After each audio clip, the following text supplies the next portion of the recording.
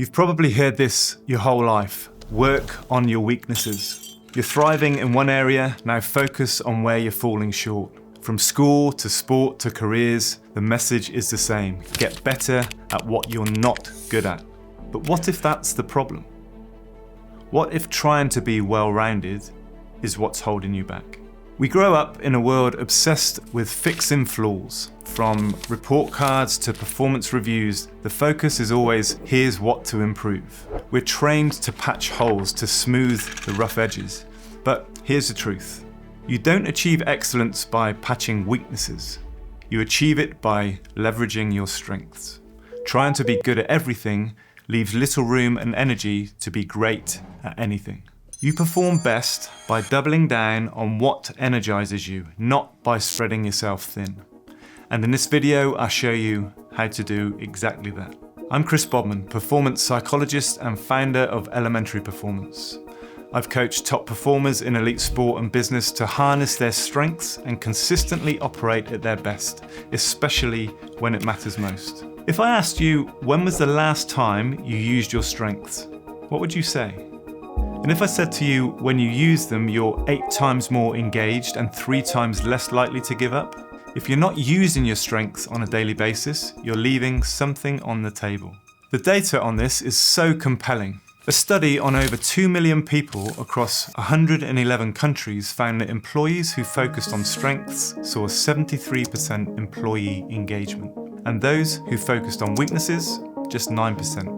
That's an 8 times difference. And yet most systems still push us to be balanced and well-rounded.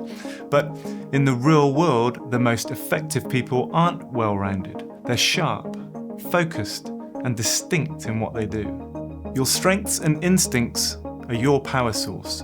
When you lean into them, you carve out your niche. You become irreplaceable. In today's world, if someone or something can do what you do, they will. The specific mix of your talents, experiences, and mindset is unrepeatable. You have a unique set of DNA and experiences, and that's your edge. It's far more effective and more energizing to build on your strengths than to constantly fixate on your flaws. As Bruce Lee said, "I fear not the man who has practiced 10,000 kicks once, but the man who has practiced one kick 10,000 times." It's not about ignoring weaknesses. It's about recognizing that real performance comes from leaning into the things that give you confidence and momentum. That takes self-awareness and sometimes the courage to go against the grain. When I ask someone what their strengths are, they often list a subject or a skill. But that's not quite it. A true strength isn't just something you're good at. It's something core to who you are. And when you lean into what makes you uniquely effective, you stop improving by increments and start multiplying your impact. Childhood gives us the space to explore these traits, but as we move through school and adult life, that instinct often gets muted. We forget where we're naturally brilliant, or we let it lie dormant. There's a story about Leonardo da Vinci applying for a job as a military engineer. In his letter, he listed all the conventional stuff, engineering, architecture, technical work. Then almost as an afterthought, he added at the end, "Also, I can paint." That throwaway line turned out to be one of the greatest artistic gifts in human history.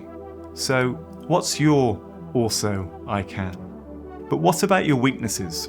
The strengths-based model doesn't excuse you from dealing with weaknesses. It just means you approach them from a position of strength. If a weakness undermines your goals, you must address it.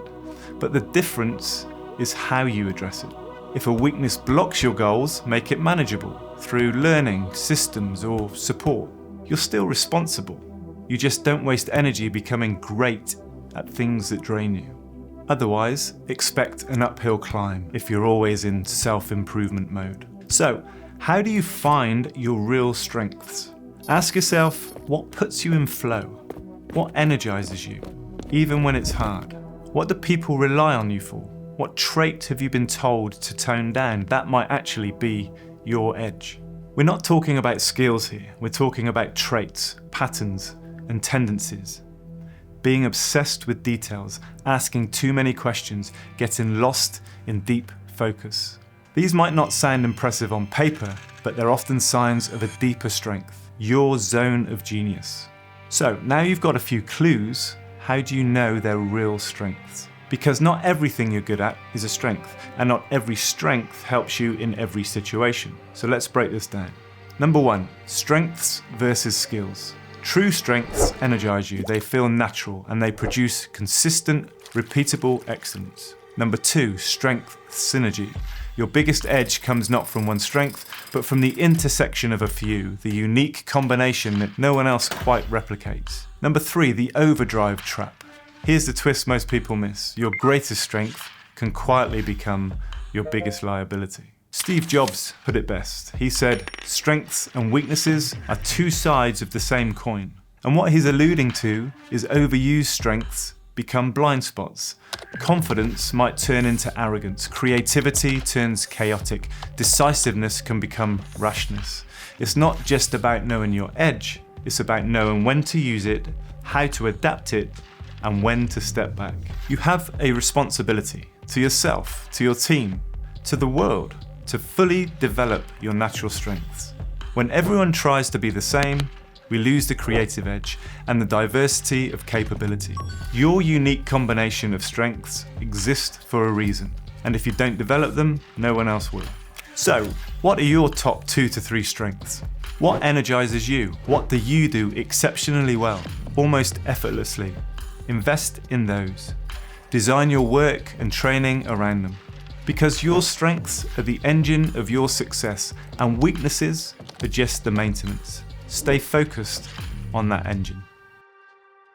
If this shifted how you think about how you apply yourself, there's more like it coming. Please subscribe, it helps grow this channel and make more videos. And if you want to dive deeper, check out Limitless, my live cohort program that helps you redefine your limits and break through barriers. It's a 16-week journey into the psychology of performance, helping you identify your edge and design a system around it. The link's in the description if you want to join.